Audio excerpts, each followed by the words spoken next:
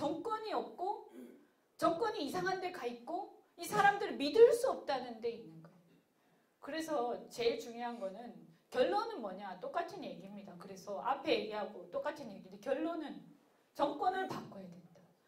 그래야 이런 불안감도 우리가 우리 손가락으로 지을 수 있는 상황으로 온다. 적어도 우리 옛날보다는 어렵겠죠. 왜냐하면 미국의 태도가 달라졌겠지만 그래도 우리가 힘을 앞에서 이거 극복해 나갈 수 있는 자신감이 생길 거다.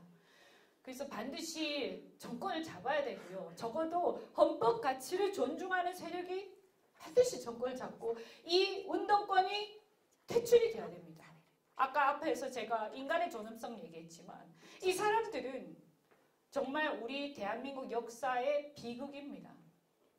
그 역사 속에서 오로지 젊은 20대를 자기들이 어떤 정의의 사도라고 착각하면서 어떤 일종의 가상의 적, 가상의 악마, 근데 실제로는 권력투쟁에 불과했죠.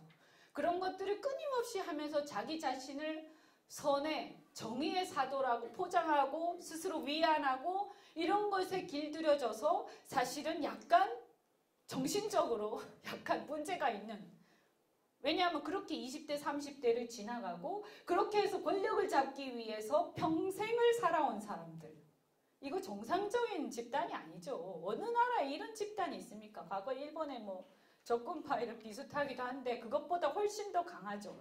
왜냐? 87년에 자기들이 승리했다고 생각하고 그 87년 이후에 사실은 이 우파가 어차피 시대가 그렇게 흘러갔으면 우파의 철학을 바로 세우고 거기에서 그자들이 그것을 뺏어가지 않게, 그 헤게모니를 뺏어가지 않게끔 정치 권력들이 정신을 바짝 차리고 있었어야 되는데 제가 볼 때는 그냥 완전히 해롱해롱한 상태에서 철학도 정립이 안 되고 그냥 뭐 대통령 되고 싶었으니까 대통령이 됐으니까 끝난 거죠.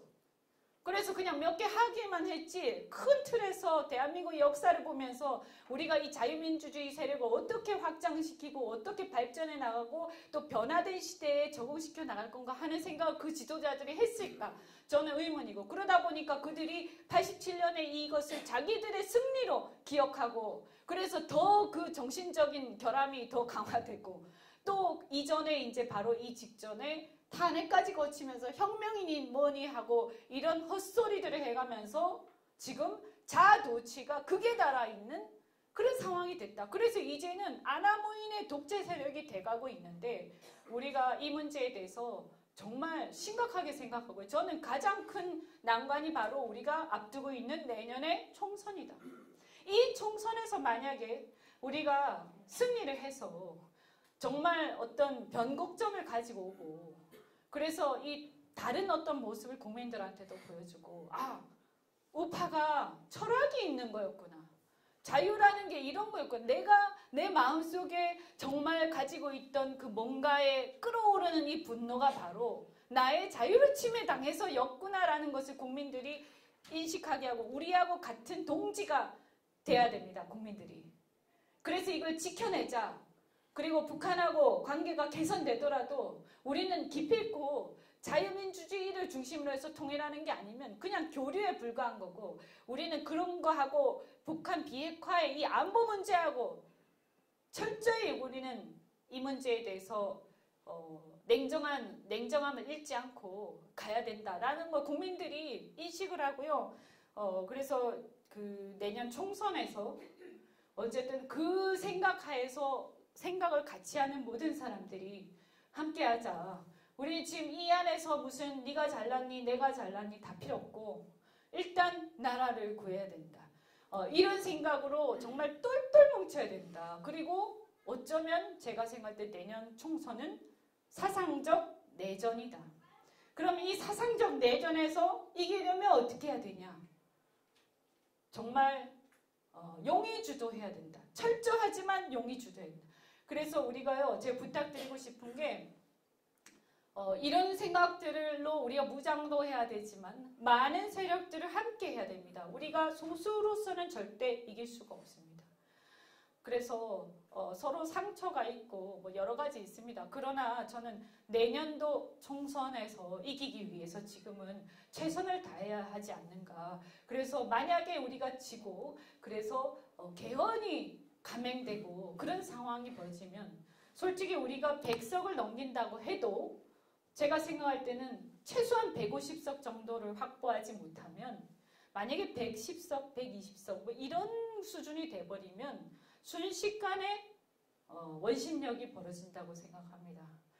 이걸 어떻게 할 거냐. 수도권에서 상당 부분 또 이겨야 하고 그 다음에 제가 볼 때는 TK와 PK가 주요한 진지인데 TK는 그렇다 치고 PK에서 압도적 승리를 해야 됩니다. 부산, 경남, 부울경에서 압도적 승리를 해야 되고 그것을 가지고 이 타오르는 그 열기를 가지고 중부지방까지 점령을 해서 150석 정도가 되어야 그래야 우리 안심할 수 있다. 그렇게 해서 정말 좀 달라진 국회. 그래서 진짜 이 야성이 가득한 국회가 돼가지고요. 이 권력이라는 것은 결국 우리가 축구 경기 비슷한 거거든요. 그래서 경기를 했을 때 관중들이 환호하고 정말 뛰쳐나와서 막 같이 뛰어갈 정도로 관중들을 매료시켜야 돼. 우리가 빈둥빈둥 어기적 하면서 관중들이 우리를 향해서 환호해 줄 거라 기대하는 것은 오산이라고 생각합니다. 그래서 이 노쇠한 모습 그리고 뭔가 웰빙스러운 모습 어기적거리는 그 모습 이게 아니라 사람들이 경기를 보는 순간 피가 끓어올라서 저 사람들을 우리가 응원해야 되겠어. 저기가 이길 것 같아. 저기가 대세야.